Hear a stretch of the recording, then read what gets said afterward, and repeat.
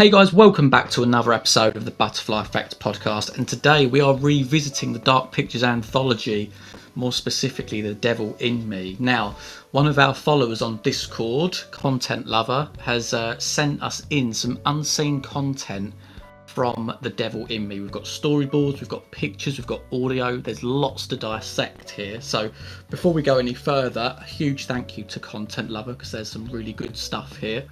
But yeah, without further ado, let's just crack straight on, lads. So we've got some pictures here. It's really fascinating, isn't it? Like seeing the art style that they put on paper before it goes out into the animation. But it's really good drawings, to be honest. Like, I'm not an artist myself, but one thing that they noted at the start is that Kate, as we can see here, was originally supposed to have a ponytail. So yeah, maybe that was before they found out they were getting Jessie Buckley. So we had this kind of just generic person as Kate before, they casted the role. But yeah, like it looks like there was a lot of early ideas. Like they always wanted to have like the mannequin in the kind of the furnace room. You were always going to have like the bar with Charlie Lonnet there. Charlie Lonnet was always supposed to have his jacket and hat look. Is that Dumet up there, or is that meant to be like one of the animatronics in the top left? Because like there's an eye. At least it looks like from here that there's an eye missing. Yeah, like it could maybe be like the barbershop quartet as well. I feel like didn't they have like a similar kind of the mustache and the hat maybe? Yeah, it could be. I'm trying to look at ones that I don't recognise, like shots from the game. I feel like the bottom left one, that's got to be the one with like Erin and Kate, the gas chamber, right? And is that Mark on the outside, like trying to get in? Oh wait, which one's this? The bottom left one. Oh, this one here. Oh yeah, maybe. There's that bit where he goes around the pool, isn't there? And yeah, it could just be him going around the dark in there. Yeah. He's got like a speedboat, obviously. What's interesting here, and this is something we will mention, is that like it was originally going to be Kate as the bait, not Jamie. And I think that's what this bottom right one could be, because it looks like the Mets maybe supposed to come through this door as the arrow goes that way. So yeah, just really interesting. And I wonder why they scrapped that. I wonder why they changed it so Jamie became the bait, if it was originally going to be Kate. Or maybe it was a choice, but then they made it more linear, potentially. But yeah, interesting to think that Kate could have been the one to have like gone face to face with Demet there, right? That's what I was thinking, that it was potentially a choice. But then maybe they thought, could it be easier to give the screwdriver to, and then just have Jamie as like default going to be the bait. Yeah, true. But okay, we'll go to the second page. A lot of it is quite vague. Like we don't remember everything frame to frame, so there might be things that are new that we're missing here. But I recognise the top two. What's the third one on the top row? Is that Dumet pushing someone to the ground? I don't. Yeah, or reaching for them. Yeah, I don't know if it's meant to be like Erin in the dark. Maybe I'm unsure. It could be. It intrigues me. Did we ever have this where someone's severed hand had a key in it? I don't know if that's like from like when Mark and Jamie go around and there's all the like the animatronics and they have to find a key for the door. I don't know if it's that, but that almost seems new to me. It could be, or it could be a leap to say that that's Charlie's hand. You know, when he gets like it trapped in the wall, like maybe it could have come clean off at one point. I don't know. Yeah, but maybe. What's cool to see though is that Dumet very much the same. Charlie looks like Charlie. And Jamie and Erin very similar. So they definitely had like their heart set on what a lot of the characters would look like. So it's nice to see that, they accomplished pretty much like the storyboard. It stayed quite true to it. But yeah, okay. And obviously we have the furnace death. I imagine that's what that is. Or maybe it's... I imagine, because I think that's Burns. I'm seeing maybe pus marks, so I'm imagining that is Burns. But yeah, they always visualised a brutal death for Charlie in that scene, I guess. I do wonder why they didn't persist with that, by the way. Like, why didn't that hand getting trapped in the wall thing not come of it, like, of any sort of significance? Because you have that furnace scene where, like, you go to move the grate, and, like, obviously, if he had an injured hand, that may have impacted him, and therefore he could have died. But they obviously chose not to punish the player because it didn't really come to fruition, did it? Yeah, maybe they left a choice in and they weren't meant to. So yeah, it could well be. Right, page 3. What have we got? Oh, we've got some blood here. Look away if you don't like blood, guys. This looks. The middle one looks very interesting because I've thought this as well. I've thought this was such a tee up at the beginning of the game with Mark and his fear of heights that when he got to the lighthouse, I thought it was just a shoe-in that there was going to be an opportunity for him to die by falling off the lighthouse. Now, I don't know if that's what this is. This could be Dumet like disposing of like Charlie's body or something if he gets sort of accused by the group of being a traitor or whatever. But I wanted to throw that out there that I do wish that Mark had almost that payoff for like facing his fear, Yeah, I was gonna say, 'cause is this Mark? It looks more like Mark, doesn't it? It could be. That's why I brought it up. Yeah. Yeah, you're not wrong. And also, it looks like a key falls out of his pocket, so I wonder like what the relevance of that was gonna be. But yeah, I think the deaths on the left are all there. You've got Charlie being beheaded. You have, Kate being stabbed there with like the hook, I guess. But on the right-hand side, a lot of this looks new.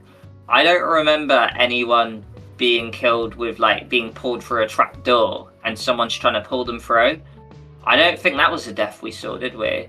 And here as well, we have Charlie almost like opening a wardrobe or something, and half a severed body falls on top of them. And you know what, mate?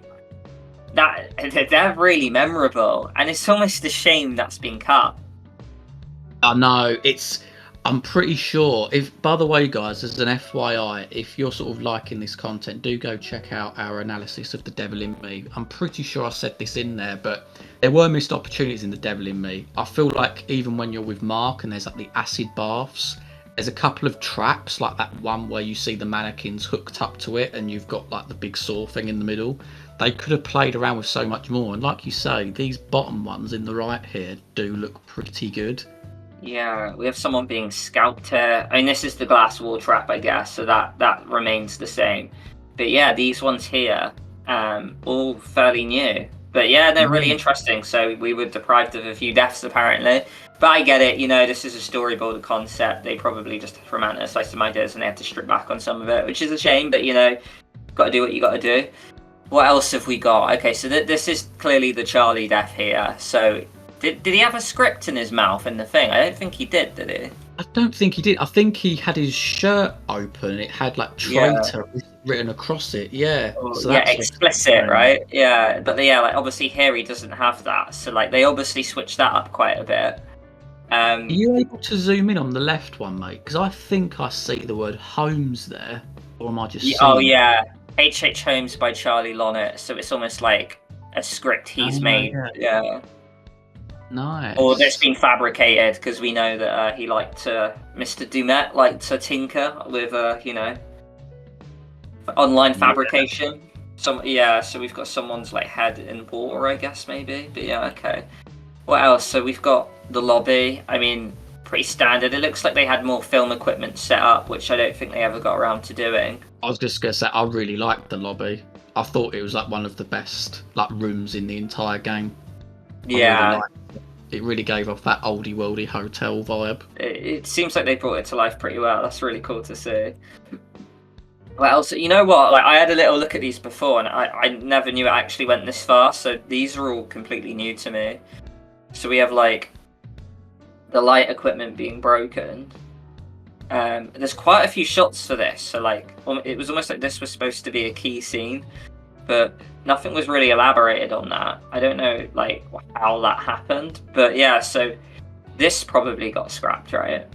Maybe bits of it, because this might be Jamie, right? I swear there is a bit where the lights go out and she does have to like fiddle with like electrics, but then shortly after that you see like that blood trail through those double doors, and it's clearly like a pig. It's like pig's blood or something, but it could be from that, but there's aspects of it that have been cut. Okay, yeah, interesting. So what have we got here? So okay, this is probably that's probably the big control room, right? So they always envisioned they were gonna have that. We got the barbershop quartet. That's pretty cool. Computer room. I mean, them running to like that's barn maybe. Maybe the house where you find Connie. So a lot of this looks like that was still in there, but really cool. It's almost like we're seeing the Devil in Me in comic book format, and I really like that. But it looks like nothing there is really new, so I'm happy to move on. Oh, okay. And that is the last picture. So, yeah, early concept. So, yeah, I mean, pretty much, mate, like we said, the 4 on the right were very much like as they imagined, because they probably had the face models, they knew who they wanted to use, because these are the recurring characters. But Kate was originally imagined as a brunette girl. Before I imagine before they got Jessie Buckley in. But yeah, really interesting to see what the original idea. I'm glad they did get Jessie Buckley in, because I think she's just so memorable with the blue shirt, like the red hair, iconic actress in there. But yeah, just really interesting to see like the original vision for Kate. Yeah, absolutely. Yeah, next up, here we go, guys. We're on the Discord. Join our community if you want to speak to like-minded fans. They're a good bunch. They are. So yeah, I mean. Erin in a really uncharming passport photo, but hey, who has a good passport photo? Let's be real.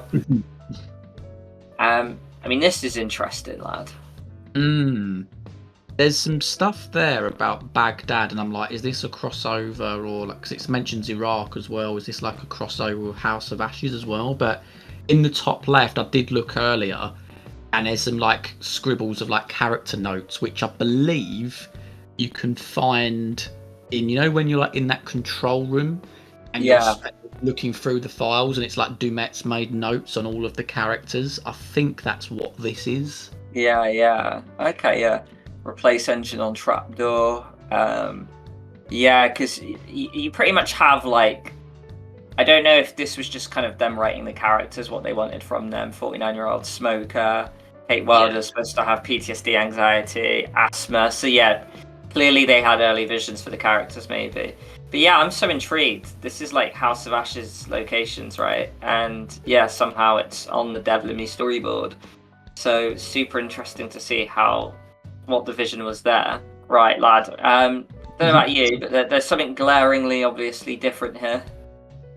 Oh yes, a certain Charlie Lonnet's hair, or lack of. Yeah. Bald Charlie. Do you like it? Or do you prefer with her? You know what? Do we ever see him without the hat off? Cause maybe he is bald. I'm sure. No, he has hair at the back. He definitely does. So, yeah, like unless he shaved it at the top, it was like a badly done prank, which is why he always wears the hat. But yeah, like I don't mind it, but it's just odd to see. It's just very odd to see.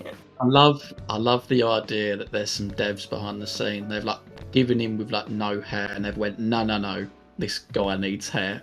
Yeah. Like, for me, it feels like such a little thing, but they were like, no, he does need hair. They're doing our boy Charlie Lonnet dirty like that. Bit of a weird detail as well, but I can see a cloud-shaped hair, which is perfectly shaped like Connie. Bit of a random one, but something my eyes have picked up. Yes. I don't know why. It's just that is just a dog. Cloud of a dog. It's just exactly like Connie. It's the exact same shadow. They've just literally put it there. So ContentLover says more content like Kate being the bait and some leftover Erin animations. No! Fuck! That's the wrong wall. Jamie, you fucking idiot! Open it! Jamie, open it! No! Hurry.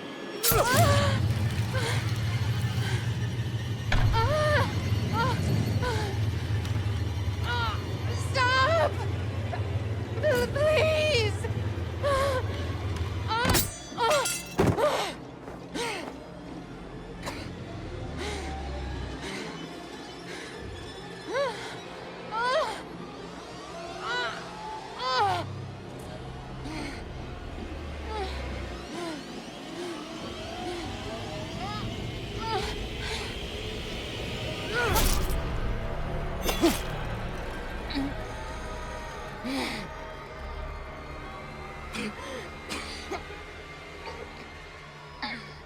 Kate!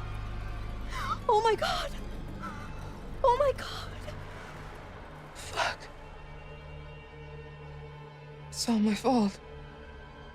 What do you make of it that, like, Kate can be the one with the button? And do you know why they potentially switched it? I think it's what you said at the top. I think that it was originally a choice as to who you set as bait, but then maybe they thought, that's going to be a bit too complicated with the screwdriver thing as well, so let's just run with that. What do I think of it? I think it's quite interesting. In one of these, it does mention about, she does refer to Mark at one point, and like she repeatedly says, tell Mark and she keeps going. And there was a big emphasis on like the fact that maybe it's like, tell Mark I love him. Now, speaking for me personally, I was a bit more invested in the Jamie and Erin relationship, so I'm probably prefer with what they did in like having Jamie be the bait. But I don't know, I sort of quite liked seeing that slight emotional realm of like that didn't get too explored much with Kate. Is referring to Mark. You got a little bit of it with like the newspaper headlines, but actually it sort of shows that she does have a little bit of emotional depth to her, because I feel like she's front of camera. I think actually she can come across as quite sassy throughout most of the game, but this gives her a little bit of something more. So I don't know, the more I'm talking, the more I'm talking myself out of it. Maybe she should have been the bait. Yeah, I mean, it's interesting. It would have been cool if we did have the choice and then one could have backfired, one could have gone well. But yeah, just interesting as to why they cut it. I don't know if it was time constraints or maybe they looked at a later choice and they definitely needed Jamie to be the one to save Connie. I'm unsure. But yeah, just, I'm sure they have their reasons, but it certainly would have been interesting to have seen a choice for who goes rather than who gets the screwdriver. So yeah, like we're not going to talk too deeply here, mate, but there's some interesting file names here that we have. Stabbed jaw, dirty axe wound, yeah. The person's found like a lot of character models as well. So they, the example they've opened up is like Erin's body. Not too much to say. There is a later section though, where they're going into it now, where there is a preview of Erin, I believe, sneaking and then potentially like running down some stairs, which I don't ever really remember. So like they've cut quite a bit of content here, and it's very reminiscent of when we covered Telltale Walking Dead Season 2, because someone found a bunch of files, didn't they, of like fishing scene was supposed to have an Alvin in episode 1, someone leaping a fence. There was just like so much that obviously not made it. So they obviously did a lot of work, and a lot of their work never made the final product. So I mean, it just goes to show, pulls back the curtains a little bit of how these guys work and stuff. It's super interesting to see, mate. It makes me think of we just missed out on like a chase sequence with Erin, because I feel like the closest thing we would have got is, when you're playing as her and you make the choice like whether to hide or run. It's one of those choices that actually got quite a lot of criticism from the community. I think we included it in the video as well. But and as soon as she runs around the corner and she runs straight into Dumet, and then he can just kill her there and then. So maybe there was a little bit more to that if there was QTEs and stuff, but we'll never know. Okay guys, so yeah, that was us just going through all this unseen content of The Devil in Me. Once again, thank you very much to ContentLover who gave us this so we could do this video, and we hope that there's more, because this was quite good. So if there is more content out there, we'd gladly do it in future videos. Like I said earlier on, do go check out our other Devil in Me videos and our analysis on the podcast tab if you haven't already, and do stay tuned because it's going to be Directive 8020 this year, and of course we'll be all over it. So thanks for listening, and we'll see you in the next one. Bye guys, see you soon.